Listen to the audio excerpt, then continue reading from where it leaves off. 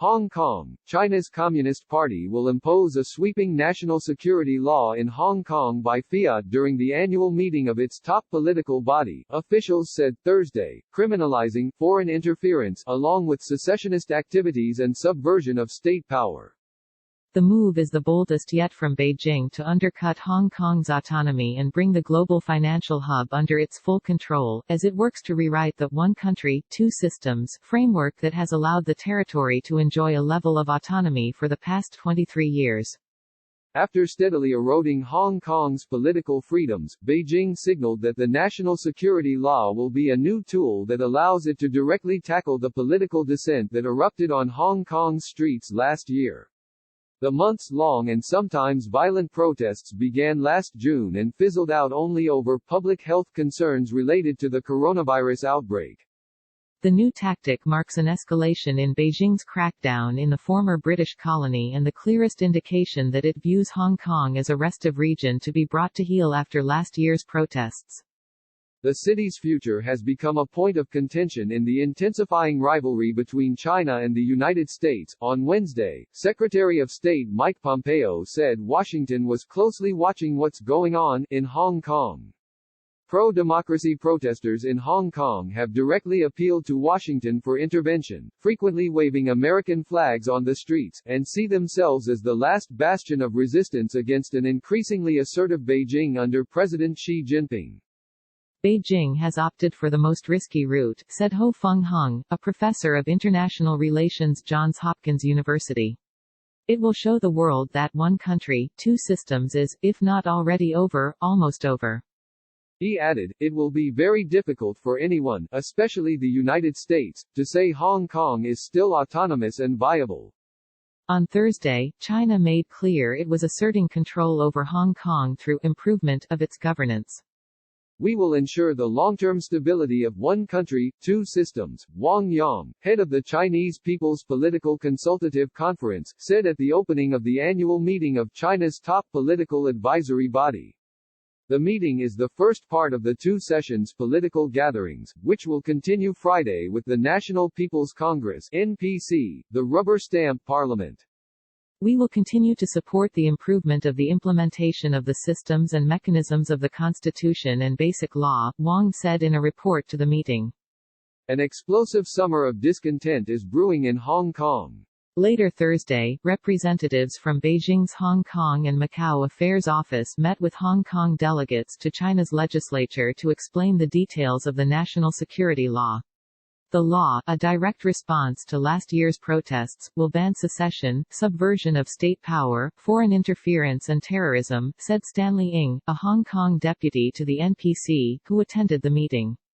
The legislation could pass as early as next week and will bypass all of Hong Kong's usual processes.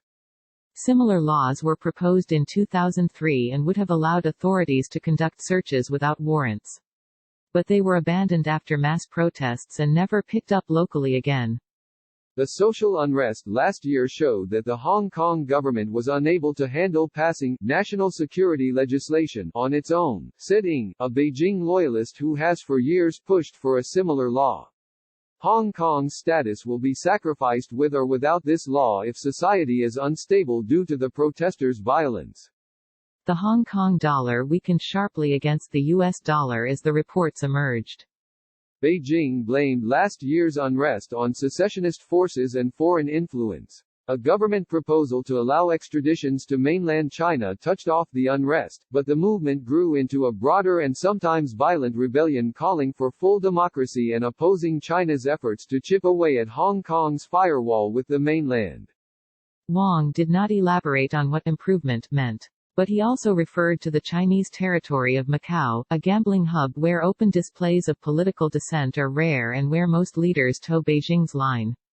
The shift will have far-reaching effects. Under the agreement Britain signed with China before it handed back Hong Kong in 1997, the territory is supposed to enjoy its relative freedoms until at least 2047 under the one country, two systems framework. The week that China shredded its promise on Hong Kong. This arrangement helped Hong Kong to flourish as a global financial center even after returning to Beijing's overall control, and has allowed the United States and other nations to treat the city differently to China.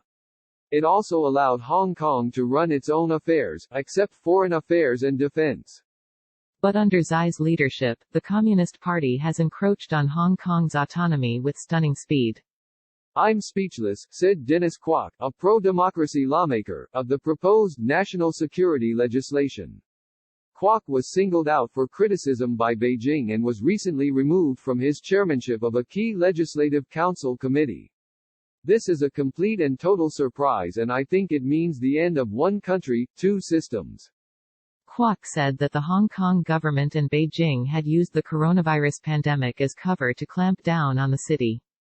"When the world is not watching, they are killing Hong Kong, killing one country, two systems, and using social distancing rules to keep people from coming out to protest," he said. "This is the most devastating thing to happen to Hong Kong since the handover." On Wednesday, Pompeo warned China about its actions in Hong Kong, saying that the city's pro-democracy lawmakers had been manhandled this week while trying to stop a procedural irregularity by pro-Beijing legislators. Leading Hong Kong activists like Martin Lee and Jimmy Lai were hauled into court, Pompeo told a news conference in Washington. "Actions like these make it more difficult to assess that Hong Kong remains highly autonomous from mainland China," he said. For the United States to treat Hong Kong as a separate entity, mostly for commercial purposes, the State Department must certify that the city retains a high degree of autonomy from China. Pompeo said its latest decision on this was still pending. The Chinese Foreign Ministry, through its Office of the Commissioner to Hong Kong, said Thursday that Pompeo was blackmailing the Hong Kong government and accused him of blatant interference in China's internal affairs. It also took aim at Senator Marco Rubio, R. Florida, for placing unjustifiable pressure on China's central government. Certain U.S. politicians are repeatedly carping on about Hong Kong's legislative and judiciary branches in a vain attempt to glorify and exculpate the rioters who oppose China and seek to stir up trouble in Hong Kong, it said. They just don't want to see Hong Kong heal its divides and get back on track. Their sinister motives are thoroughly exposed, and their black hands are bared for all to see. In recent months, Beijing has installed a tough new representative in Hong Kong, called for patriotic education to instill more allegiance to China, and promoted a bill that would make it a criminal offense to disrespect China's national anthem. Delegates from Hong Kong, including Carrie Lam, the city's chief executive, arrived in Beijing on Thursday for the two sessions. Wang said Beijing supports the Hong Kong deputy's efforts to avoid violence in Hong Kong and to restore order. But as news of the proposal spread, calls were issued for more mass protests in Hong Kong. "The arms of tyranny have reached Hong Kong," said Ted Wei, a pro-democracy lawmaker who was a regular participant in protests last year. "Darker days are coming." Fifield reported from New Zealand. Timothy McLaughlin in Hong Kong contributed to this report. Hong Kong crisis escalates as China moves to hasten demise of city's autonomy. China's ominous warning to Hong Kong: less tolerance, more patriotic education. As U.S.-China rhetoric grows harsher, new risks emerge with Taiwan drawn into the mix. Today's coverage from Post correspondents around the world. Like Washington Post World on Facebook and stay updated on foreign news.